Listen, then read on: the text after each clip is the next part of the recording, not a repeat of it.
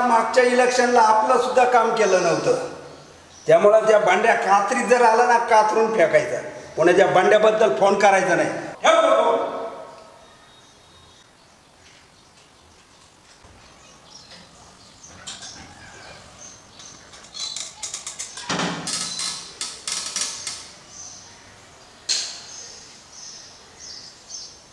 सरपंच, तो रत्न नुसता रस्त्यावरती दम देतो, सांगा ना त्याला काहीतरी समजावून.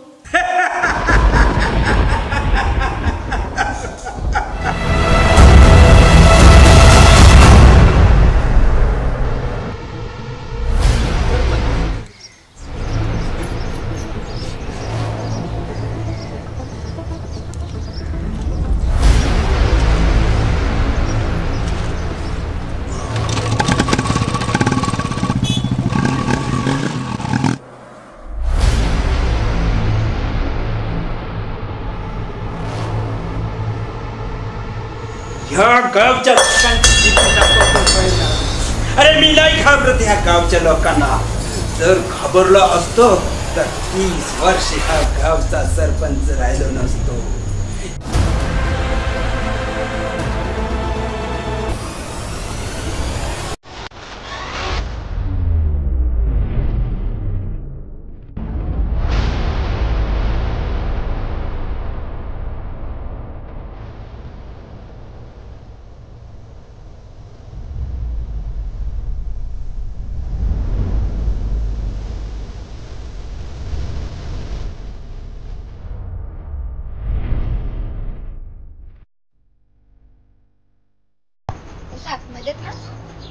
जेवण करतो का आता? तू भेटल्यापासून अगदी शांत राहतो, कुणाशी काही बोलत नाही, मागचं सर्व काही आठवायला लागलंय. आणि हो, तुझं नाव सांगितलं की मात्र गालातल्या गालात हसतो. आज माझ्याकडे गाडी, बंगला, पैसा, नोकर सर्व काय आहे ते कोणामुळे? त्याच सुदेशमुळे. त्यामुळे मी त्याला विसरू शकणार नाही आणि त्याला या संघटनेतून सोडवल्याशिवाय मी राहणार नाही.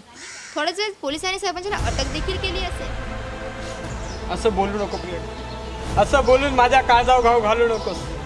या आधीच माझ्या काळजावर खूप मोठ्या जखमा आहेत, त्याच अजून पूर्तता बऱ्या झालेल्या. माझी आईची माया देणारी माझी वहिनी गेली, इतकंच काय तर माझ्यावर मनापासून प्रेम करणारी माझी बहीण देखील गेली. त्यामुळे सांगतो, मनाचं नाव जरी काढलं तरी मी हे जग सोडेल ग, हे जग सोडेल.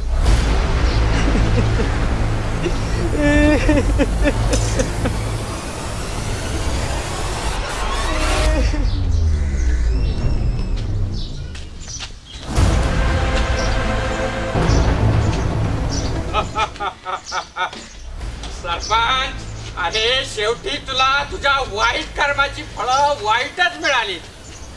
बघून घेईन, दोघांकडे बघून घेईन. चल.